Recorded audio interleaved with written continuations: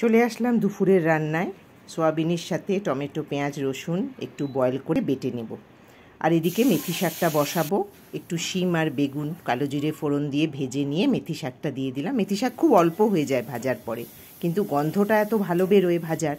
তো মোটামুটি হয়ে গেছে, চলো মেথি শাক হয়ে গেছে, এবার সোয়াবিনটা বসাবো। তো সোয়াবিনটা বসানোর জন্য কড়াইতে একটু গরম মশলা, তেজপাতা দিলাম, দিয়ে কয়েকটু সাদা জিরেও দিয়েছিলাম। একটু আলুটা নিয়ে ভেজে ভেজে তারপরে ওই যে মশলাটা করে রেখেছিলাম সেই মশলাটা দিলাম। একটু রেড চিলি দিলাম, হলুদ, ধনে জিরের গুঁড়ো, এটা তো দিতেই হবে। সব দিয়ে কষিয়ে নিয়ে সোয়াবিনটা দিয়ে নুন মিষ্টি দিয়ে একটু কখন কষে আসলো, ভালো করে তেল ছাড়লো, তখন আমি একটুখানি দই দিয়েছি। দই না দিলে না ঠিক এরকম রান্না আমার ভালো লাগে না, আমি একটু দই দিই। ব্যাস হয়ে গেছে, এবার নাবিয়ে নেব। নাবিয়ে নিয়ে আজকে আমি কয়েক টুকরো চিংড়ি মাছ আছে, তো কাল তো শনিবার, ওই চিংড়ি মাছ কটা রেখেই বা কী করবো, ভাবলাম কিছু একটু করে নিই।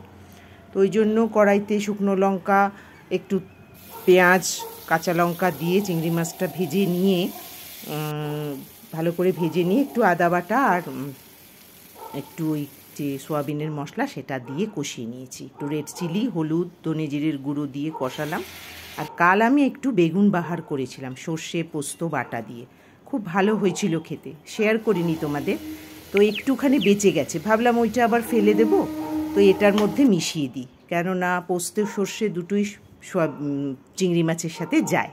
তো দিয়ে দিয়েছিলাম, খেতে সত্যিই কিন্তু ভালো হয়েছিল, ভালো করেই খেয়েছি। ব্যাস এটা আবার হয়ে যাবে, একটু ঢাকা দিয়ে নামিয়ে নেব, তাহলেই আমার রান্না আজকে কমপ্লিট। এবার আমি রান্নাঘর একেবারে পরিষ্কার করে মুছে কয়েকটা বাসন মেজে ঢাকা চাপা দিয়ে ঘরটা মুছে নিয়ে চান করতে যাব। আর তোমাদের সাথে এইটুকুই শেয়ার করলাম দুপুরের কাজটুকু। এবার দুপুর হলে খাওয়া দাওয়া হয়ে গেছে, দুপুর এবার খেতে বসবো। তোমরা প্লিজ লাইক আর কমেন্ট করো।